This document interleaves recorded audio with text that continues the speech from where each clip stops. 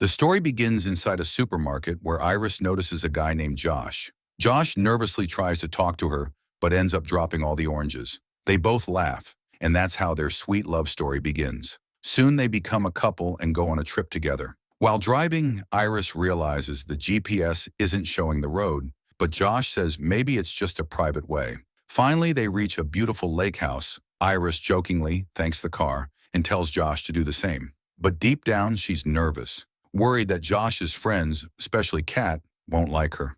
When the door opens, Kat greets Josh warmly, but stays cold toward Iris.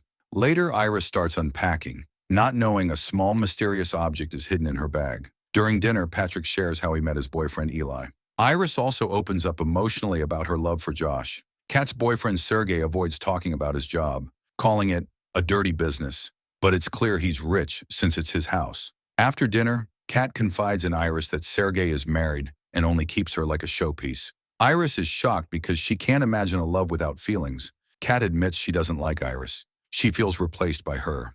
Iris gently says no one can replace Kat and that she wishes she could be brave like her, but something inside always holds her back. Later, when everyone is dancing, Iris sees Kat whispering something into Josh's ear.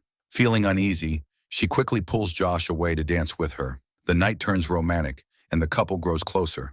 But when Iris tries to express her feelings, Josh simply says, "Go to sleep." The next morning, Iris plans to walk around the lake, but Josh, with a hangover, stays in bed. As Iris leaves, Josh secretly takes a USB stick from her suitcase and connects it to his phone. Meanwhile, by the lake, Iris finds a knife in her pocket and is shocked. Suddenly, Sergey appears and sits beside her. His behavior becomes strange and uncomfortable. When Iris tries to leave, Sergey grabs her hand and says, "Kat told me you'd be here." His face turns dark and creepy as he forces himself on her. Iris fights back, and in the struggle, her knife ends up covered in blood. Moments later, Iris returns home, trembling, covered in blood, still holding the knife. Crying, she says Sergey attacked her and she had to defend herself. Kat runs out to find the body while Josh coldly asks what really happened.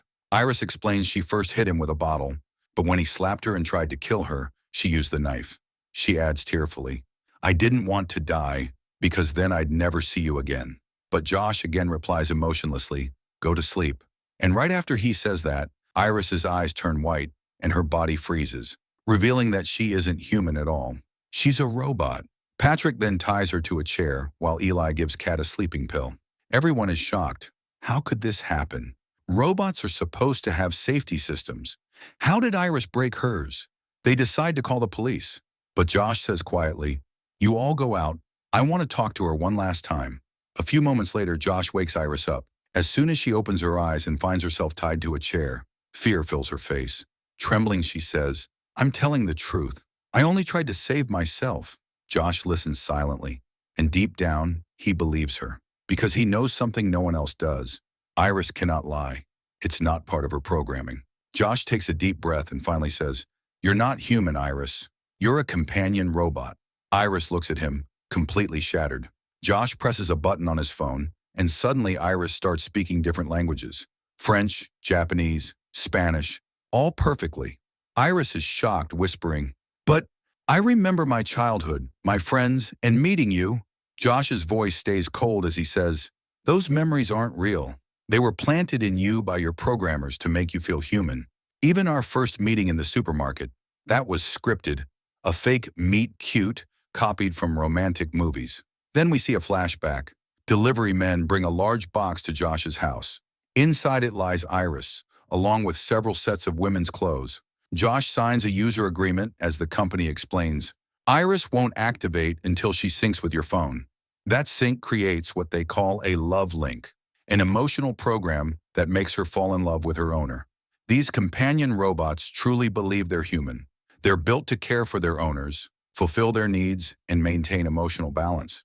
Everything about them can be customized: voice, eye color, even intelligence level. Behind their ear is a sensor used for factory resets. And there are thousands of strict government rules to ensure they never become too powerful or too smart, meaning they can't lie and they can't harm anyone. When Iris first synced with Josh's phone, she looked at him, said his name, and at that exact moment, her first meeting memory activated. That single line of code created her love link, making her fall completely in love with him. In the present, Iris refuses to believe any of this. Tears roll down her face as she cries, "But I feel pain. I feel love. I feel fear. How can that be fake?" Josh coldly replies, "It's all programming. Even your tears aren't real. They come from a water reservoir inside your body, which I refill every service." Iris looks heartbroken. In a soft voice, she says, "I just want to make things right." But Josh responds flatly, "It's too late now." Meanwhile, Kat storms into the room, furious. "Enough! Shut her down now!" Later in another room, Kat and Josh finally reveal the truth. The entire thing was part of their plan. They had used Iris to kill Sergey so they could blame the murder on the robot and take all his money for themselves. On the floor, Iris notices the fallen knife, and a spark of hope lights up in her eyes. She drags the chair across the floor with all her strength until she reaches it. After several desperate tries, she grabs the knife and cuts the ropes around her hands, finally setting herself free. When Josh returns to the room, Iris attacks him without hesitation. She grabs him by the throat and nearly kills him before snatching his phone away. Her voice turns cold as she says, "Take him to the hospital." Without looking back, she walks out of the house. Outside, Patrick just stands there, shocked and speechless, as she disappears into the woods. A little later, Josh regains consciousness and tells Eli the truth. He had secretly installed a USB modding program into Iris's system. That program broke her safety protocols, boosting her aggression and self-defense levels, meaning now Iris could hurt people. Josh's real plan was to use her to kill Sergey, then reset her system so no one would ever find out. Eli is horrified to hear that it was all for money. Sergey had millions in his safe and was already facing charges for gun running and human trafficking. Meanwhile, Kat opens Sergey's safe and finds a huge amount of cash, along with a gun. Eli looks at the money in shock and asks, "Then why did you invite everyone here?" Josh smirks, "So we'd have witnesses when we tell our story." He adds that the money will be shared, but when Eli asks about Patrick's share, Josh coldly replies, "Patrick doesn't count."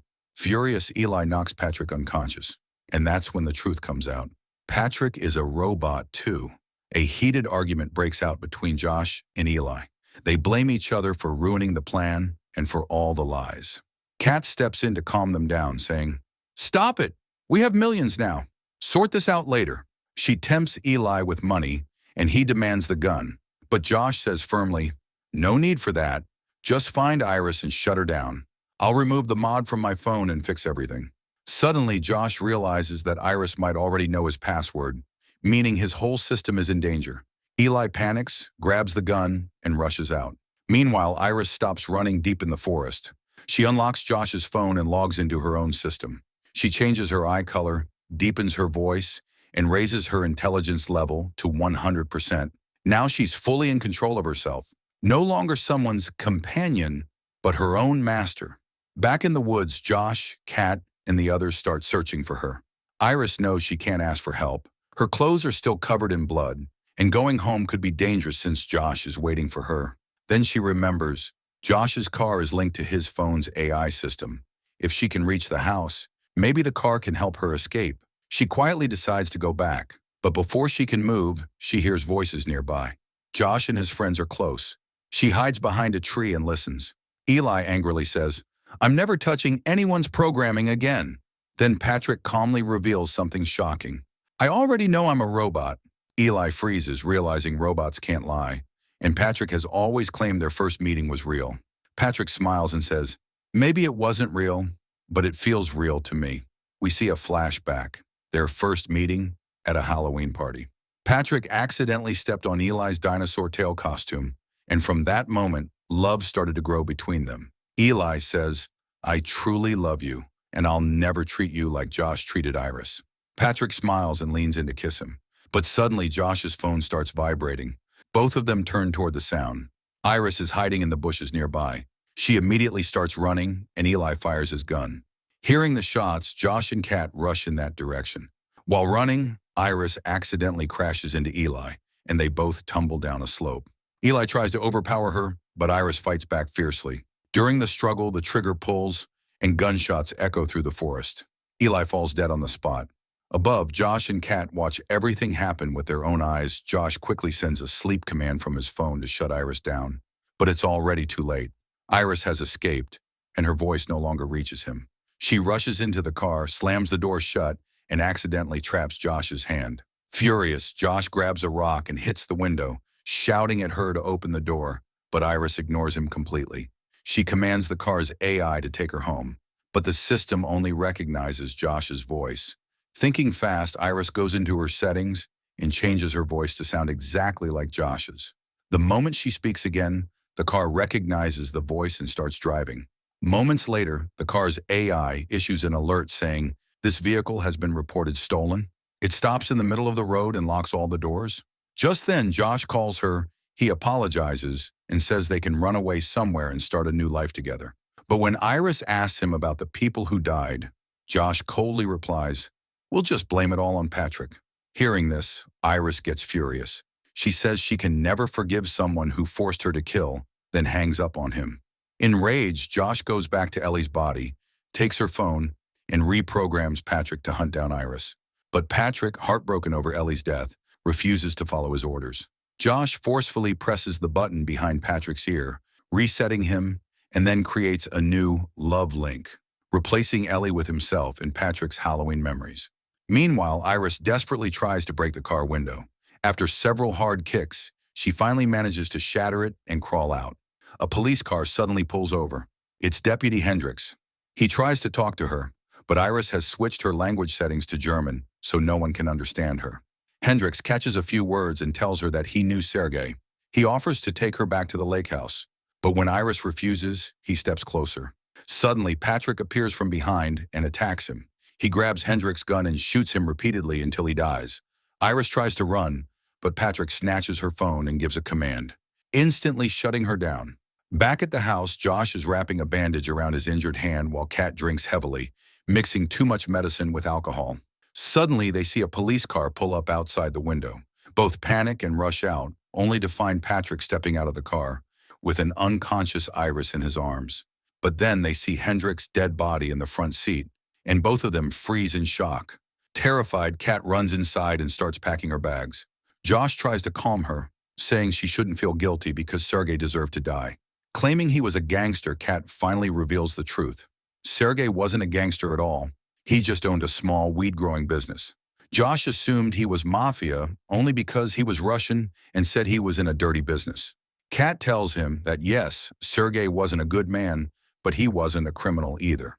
Angry and frustrated, Josh yells that every woman in his life has used him.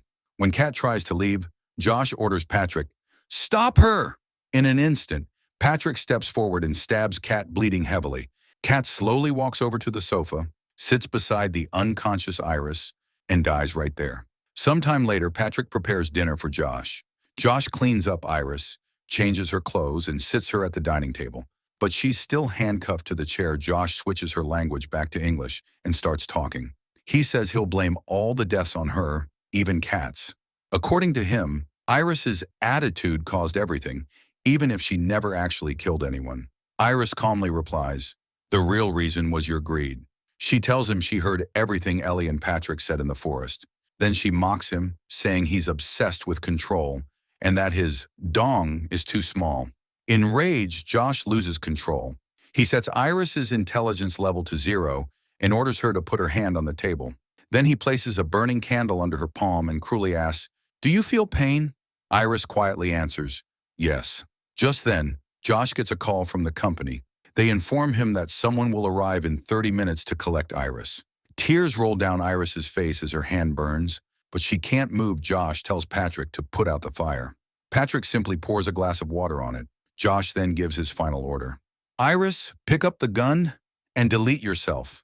Iris weakly says, "No," but her body automatically moves under Josh's command. Suddenly, a gunshot echoes and the bullet goes straight through her head. She collapses to the floor, lifeless. Josh kneels beside her, closes her eyes and whispers, "Goodbye, Iris." A while later, company technicians arrive at the house. Josh lies, saying Iris went crazy and killed everyone. Patrick, now disguised as Deputy Hendricks, confirms the story. One technician finds Patrick familiar, but stays quiet. As they lift Iris's body, they explain that when a robot is terminated, its entire data gets downloaded. However, they're confused to find only a Wi-Fi antenna in her head. Her real system parts are inside her stomach. They connect her to their van for a reboot. On the way, the technicians talk, doubting Josh's story. They mention that many men abuse or lock up robotic women they buy. Suddenly, Iris reboots inside the van and unplugs herself from the system. On the road ahead, Patrick is standing, waiting. The technicians recognize him. He's an old model. Without warning, Patrick opens fire, killing the driver instantly. The other technician runs into the forest, but trips and falls among several dead bodies. Patrick attacks him, but before he can finish, Iris appears with a taser stick. Due to her reset system, she can't strike him directly. Patrick slaps her and grabs the taser. Iris shouts, "Josh is using you! Remember what you said about Ellie?" Hearing her, Patrick starts glitching. Ellie's memories and their Halloween moments flash back in his mind. He softly says, "I love you, Ellie," and shocks himself with the taser. His system shuts down, and Iris watches him in heartbreak. The surviving technician thanks her, and she asks for his help. Meanwhile, back home, Josh is packing all his money to escape. The door suddenly opens. Josh assumes it's Patrick and asks, "Is it done?" A voice answers, "Yes." But then music starts playing, and Josh freezes. Iris is back. She now speaks in Patrick's voice, then switches to her friends' voices too. The technicians, without realizing, had given her full control. Josh tries to command her through his phone, but nothing works. Iris picks up a gun. Josh laughs and says, "It's empty." She fires at the wall and replies, "Not anymore." Then she adds, "I used to hate lying, but that's a lie too." Meaning now she can lie. Josh walks closer, saying, "You can't kill me. You love me." He grabs her, slams her against the wall and screams, "Say I'm everything to you." Iris whispers, "Yes, you're everything to me." Josh smiles, "Thanks." But then Iris says softly, "Go to sleep, Josh," and drives an electric corkscrew straight into his forehead. The machine spins, Josh's eyes roll back, and he dies instantly. After that, Iris takes a shower, peels off the burnt skin from her hand, revealing shining mechanical parts beneath. She puts on Kat's clothes, collects all the money, and drives away in Sergey's car. And that's The Companion. Thanks for watching. Don't forget to like, share, and subscribe for more movie explanation videos.